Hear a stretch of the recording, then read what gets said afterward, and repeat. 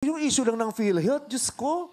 Nakakapanghina. Oo, kung ikaw ay mahirap at nagbayad ka ng maayos sa PhilHealth, At hinulugan mo yun. pag nabalitaan mo yung ginawa sa PhilHealth, mamamatay ka agad. Kaya diba? nga iba parang ang tawag na PhilWealth eh. Sobra. Diba? Grabe po yung kasamaan nyo.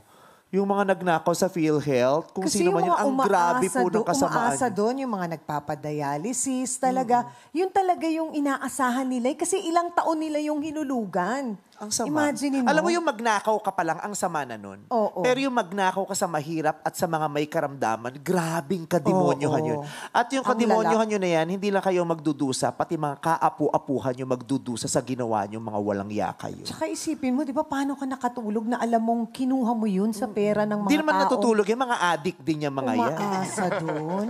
Oh, ang sama, galit talaga ako sa kanila. Oo, kaya alam mo, Ang ako sama. kahapon, kausap nga namin ni Carlo yung kasama namin sa bahay. Tapos pinapaliwanag nga namin, parang nakakalungkot na ihuhulog mo yung, syempre ikaw ang maghuhulog para sa kanila sa PhilHealth nila, di ba? Tapos yung iba pa, parang isipin mo, iniipon natin to ng ilang buwan, ilang taon, tapos malalaman mo, ganun, may kumuha, di ba? So parang nag-iusap kami, ano kaya, ipunin na lang natin sa bangko. Alam mo pa na mapupunta sa'yo. Sobrang sama. Kaya minsan yung may isip mo, huwag na lang kaya ako magbayad, takbuhan ko na lang kayo ng obligasyon kasi nanakawin lang rin naman nila. Diba?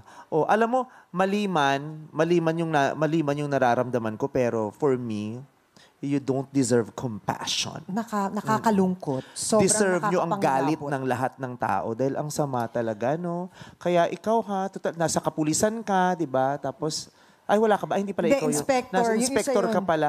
Inspector ka, nasa local government unit ka. Sana, manatili kang tapat sa iyong kapwa at sa sarili mo. Oo. Totoo.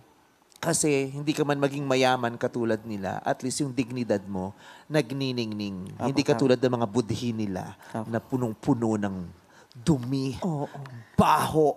Grabe yun. Naku! Pinag-iinit yung ulo ni Meme. Oo. Pero talagang nakakapangilabot. Sobrang nakakalungkot. Kawawa. Kawawa. Lalo ngayon, Diyos ko, ang daming may sakit, no? umaasa. Tapos ninanakawan Oo. nyo. Sobrang sama nyo po talaga. Sobrang sama. Hindi na maganda sa pakiramdam. Oo. Alam mo yun? Medyo ikot na ng sikmura. Correct. Bossing ka sa trabaho. Bossing